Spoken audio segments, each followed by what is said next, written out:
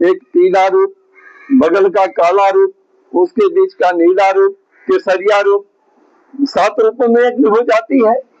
वह दिखाई देने को लगती है। जंगल की आग, भयंकर अग्नि, अग्नि छोटी थी, माचिस की तिल्ली, लेकिन भयंकर रूप धारण कर रही है। इसी प्रकार से भगवान जत्र तत्र सर्वत्र है। सहस्र सिरखा पुरखा सहस्त्राक्ष, वेद का वाक्य है।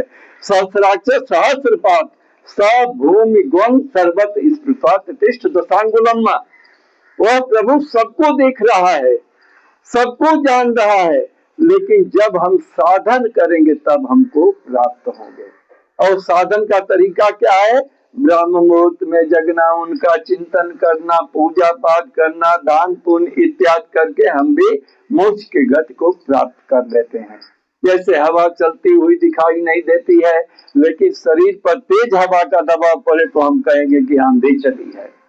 और जब हल्की हल्की हवा, तो मंद मंद हवा चल रही, हल्की हल्की हवा चल रही हो, तो यदि किसी वाटिका में जाए तो उसकी भी सुगंधी आती है। ठीक इसी प्रकार से पर ब्रह्म परमात्मा रहते तो सब जगह है, लेकिन साधना से दिखाई देते हैं, मनन चिंतन से दिखाई देते हैं। हे गरुण जी, जो साधक पर ब्रह्म परमात्मा मुझे भजता है, जानता है और अपने पितरों के लिए, समाज के लिए कुछ अच्छा काम करता है, वह निश्चित रूप से मेरा पार्षद उसको लेकर के आते हैं। धर्मराज की सभा में उनको उच्च आसन दिया जाता है और वह आवागमन के चक्कर से मुक्त हो जाते हैं।